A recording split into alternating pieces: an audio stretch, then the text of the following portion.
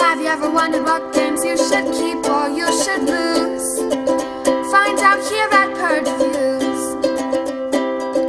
Have you ever wondered what games you should sell or you should use? Find out here at Purge Reviews. Find out on our top 10 list what games you cannot miss. Don't forget to subscribe to Purge Reviews.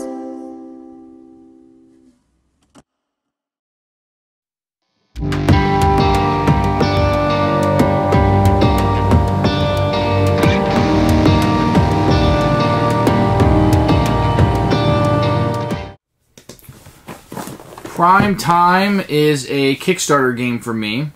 I was super excited about the theme. I like the idea of scheduling my television. So I'm going to be a little bit of a harsh critic on this, but I don't want you to think that I don't like the game, and I'll get to that. So first little disappointments that I've played this, I think, 4 times now, and here's some... there were some negative comments made about only 1 show per day. But that's fine. You can get over that. That's a game. The importance of those stars and matching genre icons cannot be stressed enough. If you're going to teach this game, you really need to comment on that. You really need to say matching those is important, because there's only 3 cubes. In the first week, there'll be 4 cubes on a day, and you can totally get shut out. So there's a lot of timing. This is, and that brings up the point, this is a harsh game. This game, I mean, you can fall behind and you're not going to get caught up. You are going to continue to fall behind. There's sort of a reset after the 3rd week, but you can fall tremendously behind on this. Now, that could probably be offset by better players or better bidding or people driving you up, but you have to have the money to bid. Now, the variant with the bonds will probably help with that. But losing a victory point is pretty big. Now, in the second game that I played, one of the players barely was able... I mean, she wasn't doing anything. And the third player really only had 1 good week. But when we did the victory points, we were really, really close. So, it could be a situation where no matter what you do, it doesn't matter. Now, that could have been just the cards that came out. But every game I played, the victory points were really close. Not necessarily befitting who was doing the best job. Now, you could say the best job is playing to the victory points. Perhaps. But if I'm putting on 5 great shows, getting all the cubes, and you can't even stay in business with a show, you shouldn't have as many victory points as me. That's a problem. If I am just knocking out of the park, I should destroy you. So that might be a scoring problem. I don't know. You might need... Here's the problem. I don't know that this is going to be a game that is going to necessarily require 10 or 15 plays. And what I mean by that is I don't know if... I think a lot of people are going to be attracted to it by its theme. And you cannot make a mistake in this game. Or it appears to me with my limited plays that it's very, very punishing if you start making mistakes. I think there is some catch-up to it through the way the victory points score, but I don't necessarily want to feel like I'm losing the whole time or feel like I'm winning the whole time and then have the score be close. That's not really helpful. That's artificial. It doesn't feel right. I think maybe playing with the PRs a little bit more aggressively would help in screwing people over to bring them back to the pack. But if they have a hit show and they're doing well, it's easy to cruise with that. And that's another point. This is going to require very aggressive play. And I went back and forth whether to keep it or purge it, because I don't have necessarily 4 or 5 people that are going to be uber aggressive, and that's what you need with this game. You need aggressive people. I might have 2 or 3 people aggressive at the table, but the other 2 are kind of not going to do well. If you're not comfortable with this guy having a hit Thursday show, and you're going to screw all the cubes up, not to help you, but just to screw him, I don't know that you can win or do well unless you're the guy that would have the massive hit on Thursday or whatever day. I don't like the fact that a lot of the cards, the talent cards, are doubles. It was unthematic sometimes that a sequel would pop up before the original. Other than that, I absolutely love and adore the theme. I love this. If you have a theme like this, within reason, I will probably purchase the game. I like the worker placement of it. It's just a harsh game, and it is an unforgiving game. I'm going to keep it for now. That was my final decision. I went back and forth on it. There were times I thought I was going to get rid of it just because it's too light of a game to be this harsh. I'm not sure if that makes sense. I wonder if having more cubes to put out would help in the beginning. Or maybe you're just supposed to be really slow at the beginning. It just seemed like going last was terrible. And you could probably show, because the people who go first are going to put out their schedule first. But they're also going to have first dibs on most of the cubes as long as they plan their day out right. Now, you can counter program, but you literally need to be able to watch what everybody else is doing, count up how many cubes that they're going to get, and kind of math it out. I'm not entirely convinced that's fun. I think in a game you want to be able to plan those things out, but there's a little bit of, well, let's see how this works out. I don't want to just math it out. Okay, 72 divided by 4, blah, blah, blah, and I'll get 1 cube and that'll be enough. Because if you put a show out and you don't get a cube on it, it's canceled and you lose it. So if you spend $8 on it, that's $8 you're losing, get nothing back. Whoever gets you get $2 per cube in the income phase. So whoever can put out the most cubes, i.e. did the best, will make the most money. Fair enough. But money is so important and rather tight to get the best cards. So if I score 20 money this round, you only scored 8, I'm going to get the guy with more stars, the gold talent. And those guys are super valuable. Super valuable. And you can't bid me up because you don't have the money. It may have a runaway leader problem. It may be extremely harsh, and it's going to require cutthroat playing. If you're okay with that, I think there's a very fine game here. The positive is the art is fantastic. I like the worker placement. I'm not sure that some of the spaces are very valuable. The HR department, the golf course, with only 3 workers per round, and you can never get any more, so at most there's 12 places. I'm not sure going that route is going to pay off. And I think the R&D should be taken almost every time. You need to go earlier in it. I know that you have to do your schedule first, but I think getting those cubes first is much, much more valuable. I don't think there's enough star cards in play to offset the balance of wanting to go first. Now, the reruns seem to be maybe a crapshoot. They can be used to screw people over. I wonder if this is going to have an expansion that might fix some of this. But at the end of the day, I'm going to keep the game. The theme is really strong for me. I think it's a harsh game, but I'm okay with that. I just need to play with the right people. And that's prime time, borderline, but a keeper.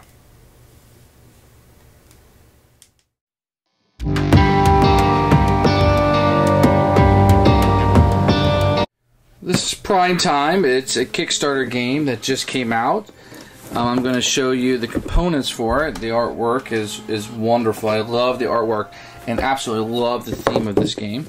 You're going to get a standard rule book in 2 different languages, just in case you want to read it in multiple languages. Lots of colors. We are going to get a board. Board's going to have the days of the week for the cubes, a victory point track around it, place for the clients. You're going to have your worker placement areas here. You can see some of them are blocked out for 2-player. And then this will be your bidding area that you will have, and it'll look very nice once everything is out there. The board is very good quality and very user-friendly when you're playing. Each player is going to get one of these that kind of flip out, and these are going to be the days of the week for your scheduling your TV shows. You're going to get a number of things in here. You're going to get a bunch of little wooden cubes. They're not cubes, cylinders. They'll be used for different matters, worker placement. As you can see, one of mine came half eaten. Everybody had a good time with that. You're going to get an R&D first take. It's very, very nice. You're going to get a bag full of some of the tiniest cubes this side of Stronghold. So these are discolored. This is supposed to be red. There's nothing wrong with your computer screen. It came out this peachy color, but that is red. So some discoloration on some of these, which is a huge bummer. You're going to have a set of show cards and talent cards. Show you what a few of these look like. The talent cards, what's going to be important is not this that they spend half the card on. It will be these stars, the cube colors, and these icons. I get why they went with the art this big, but it's really important. You can see everybody's cards, and it's really hard from across the board. So, is that in focus?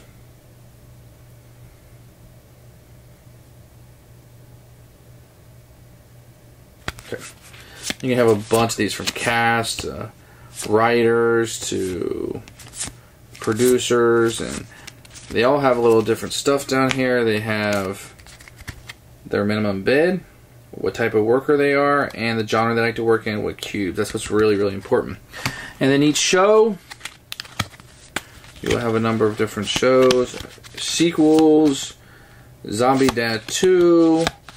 What's going to be really important down here at the bottom, okay, is going to be the cubes they attract, the minimum bid, whether they're a mini-series or a series, or in this case, a one-time show, a one-off, and then you have the genre that they work in. It's going to be very, very important. Then you're going to have a number of business cards. These are going to be, well, these are rerun cards. And you'll get these throughout the game. Very basic and generic. And I like that they're generic like that because they're supposed to be boring. And then you're going to have these business cards. And these are how, like, some ways to score during the game that'll come up. It's the same people over and over again, but they do different things. And then you're going to have a number of what they call client tokens that you're trying to attract by getting this amount of cubes, and then the money or the reward they'll give you. And then you're going to have money, which are these little small cardboard things, and so much better than paper money, but they're what they are. And that's going to be all the components. The artwork is going to be, you know, if you like this kind of thing, I think it's fantastic. Some of it's very comical. You have Ogre's Den, the classic fantasy story about the warrior princess who just met a girlish ogre. That's a pretty good one. I love that movie. Sharp Mind, a crazy escape artist who breaks out of an asylum and reaches a small town where he passes himself out as the town's only judge. How fun. Last one, Smoking Guns. A cyborg and a female detective work together to try to capture their first online serial killer in 1982. So, that's the components. The artwork is fantastic. Everything is very high quality. This is your classic Kickstarter. You got a great insert in here. Works fantastic. So, good job.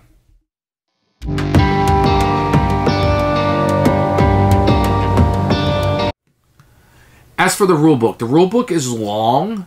It's organized well, goes right through the play with plenty of examples. Now, some things I would have liked in the rulebook would be the order of play on the back, perhaps. Or a player aid. I could give out to everybody to show the order of the play. I literally had to have the rulebook out, and then, okay, we did that phase. Okay, we did that phase.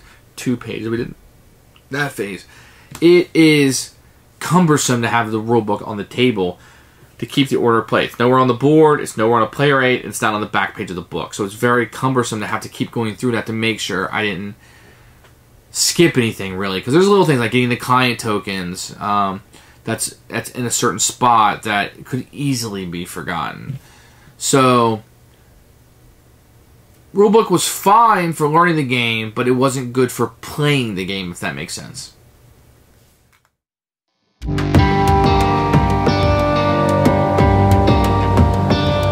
Okay, this is pretty much what it's going to look like, except you're going to have 3 cubes on each day, and this forecast will be set up. I just didn't want to go through all that.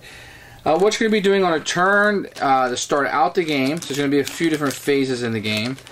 You're going to be putting out your workers onto the board. Everybody's going to have 3 workers. And let me explain what's going on with the board a little bit. Around the track, you're going to have victory points. This is the turn tracker. You will score on 3 and 6. And you're going to have the hotness tracker. So whoever has the most cubes, you go up the hotness tracker, and it shows how great of a show you have. So on your turn, you will place, in turn order, 1 of your 3 workers. And let me explain the pace. this is research and development. It costs $1. You pay $1 to go here, and this will make you first player. But it's kind of a game of chicken because whoever's last will actually become first player. So if I went first and then blue and then purple, purple would actually be first player. So going last can almost guarantee that if you want this spot, you're going to get it. Archives, there's 2 spots here. It will give you a free rerun card. So you can fill up your schedule with 1 rerun. The bad thing about reruns is they get no bonus, and you can only put 1 cube on them. Golf course gives you a simple victory point.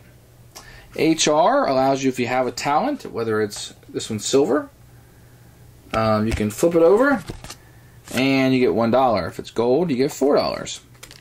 And PR allows you to take one of these cubes, put them on any day of the week you want, or swap 2 cubes. And that can help you get the demographics. You'll see why that's important later. The bidding, you can bid on shows and you can bid on talent. What's important here is that each town has a minimum bid, so I cannot bid 8 on Mandy Drill, the only woman that John will direct some unforgettably sexy scenes. So I can bid 10 on her, which I have to put the money up here immediately. And if somebody outbids me, my money comes back, but I cannot bid with that again until the end. And after everybody's done, I can then take this and bid or do anything I want. And then minimum bids don't matter at that point. So you'll be bidding on these guys up here, and you'll be getting some shows and some talent. You'll be doing some of this stuff, and you only do 3 things each round. Now there's 6 rounds in the game. You will score after 3 and after 6. Now you will have these guys that will be out, and they will tell you how to score. So here is the minimum of the bonds, which is an optional thing. So let's skip that one. For here, anybody who has science, the most science show or sci-fi will get 3. Action will get 2, and reality shows will get 1. So that might dictate what you're doing. Whoever has the minimum stars will get 5, 3, or 1. In type of shows. And you can see that a lot. So whoever has the most single shows will get the amount of victory points. Whoever has the most clients will get the victory points. So these may dictate how you go through and score. Okay, so after you get that, and this is where the game breaks down a little bit to me. Let me try to show you what you're doing here. You will have a series, which will continue on. A mini-series will end at end of 3 and 6, and then a single show will end. Let me see if I have one up here like this. So this is a single show. It only has 1. It will end after each round. You just kind of have to get rid of it. It airs 1 time. Now, if a show is canceled or a single show like this, then you would get a free rerun. So you can kind of reshow it once, but it won't have the effect that it did before. What you really need to do, this is really important when you start the game, is these stars are uber important. These are super valuable. And things without stars are not. You also want to match up these icons. It's super important. This is a harsh game. If you don't know to do that, you're going to get screwed. Because the way things are going to work is you're going to add up the stars, and you're going to add up the matching genres. So in this case, 1, 2, 3. That means I'm going to have what's called primary demographic, which means I'm going to be able to take these cubes first. So if I have 3 demographic and you have 0, it's potentially, I could take all 3 of these and you would get none. Okay? Now, the cubes that I'm taking must match what's on the card. So I got to put blue on the blue. But if I plan out the right day of the week and PR swap these correctly, I could, so if I had a PR, I could put this down here, and now I'm filling both. And it's really super important to at least get 1 on each, otherwise they get fired or canceled. So, in a lot of turns we were playing, the primary was taking most of the cubes, and then there wasn't a whole lot left over. And so getting these is super important, we felt, and you can fall behind this game really quickly. After you get all the cubes, you're going to get $2 per cube. Anything that doesn't have a cube, if it's a show, it's canceled. If it's a talent, it gets flipped and you don't score for it this round, and it will go back in your hand at the end, so it's no longer attached to that show. And that's going to hurt that show. If a show's canceled, it will go away, and you will get a free rerun card, and you're not going to score any points. You're going to get $2 per cube.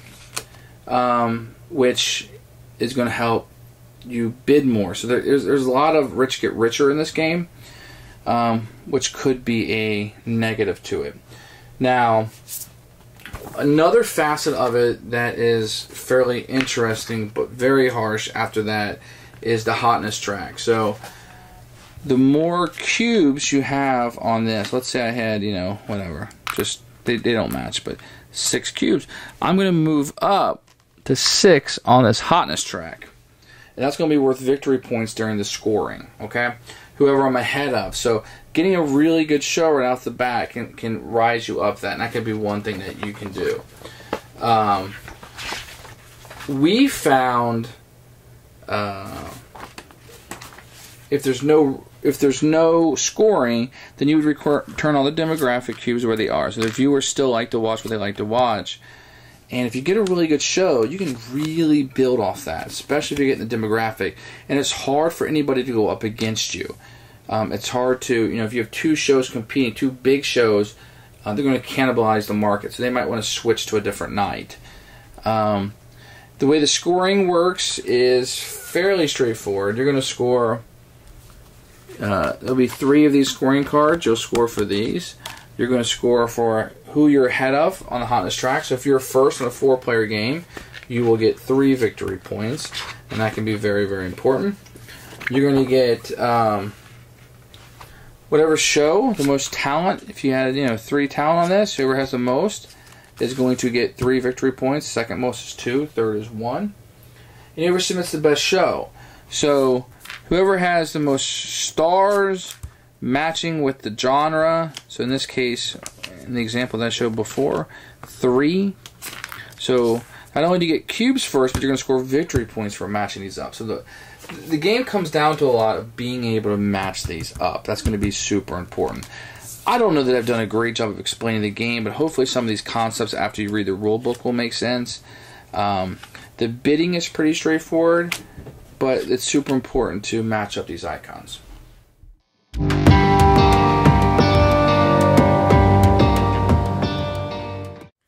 Who should buy this game? This is for serious, cutthroat players who are willing to be aggressive. You must interact with other players, beat their bids, screw them over, play this to mess up their night, and everybody has to be okay with it. Now, the difference between this and like a Munchkin is you can't see it coming with Munchkin, okay? With this, you know going earlier in the rounds, you get the cubes first, but you're going to schedule that so people can counter-program you, and there's not a whole lot you can do about it. You know what the scoring cards are. So the screwage is there, but it's not like, oh, I drew a random card and now you lose 7 points or something, or $7 or whatever. In this game, everything is planned out, but man, is it cutthroat. And I'm not sure it has a catch-up mechanic. I'm going to let that linger there because people who maybe have played it more than me can attest to that. I haven't found a catch-up mechanic other than the victory points seem to artificially keep us close. So be it. If you were to get some of the scoring cards out that were for the best, like the most money, etc., you could have a runaway problem there too, I think. I don't know what the probability of that occurring is, but it could happen. It is a solid game, but not a spectacular game. And man, is it a beautiful game. So I was hoping for something spectacular. But it's going to be for a harder game. I would tell you probably, unless you're really hardcore Euros / you want to be cutthroat, try this out. Depending on price, if you get it. I mean, it's a fantastic production. It looks beautiful. I can see what the designer was going for, and I applaud him for that. I'm now excited to see what else comes from him. Wonderful, wonderful production. I don't know if I can tell you to buy it unless you want to be cutthroat, and that would be the problem. But for me, I'm going to keep it a little bit longer and see if an expansion comes out.